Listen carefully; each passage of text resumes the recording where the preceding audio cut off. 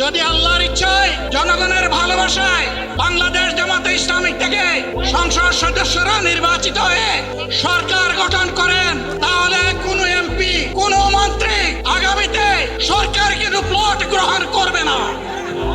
কোন এমপি এবং কোন মন্ত্রী ট্যাক্সবিহীন কোন গাড়ি চড়বে না। কোন এমপি এবং কোন মন্ত্রী তার নিজের হাতে কোনো টাকা চালাচালি করবে না।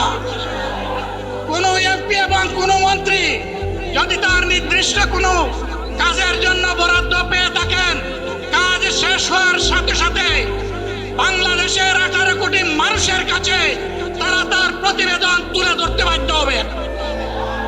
সম্মানিত বন্ধুগণ, চাঁদা আমরা নিব না, দুর্নীতি আমরা করব না।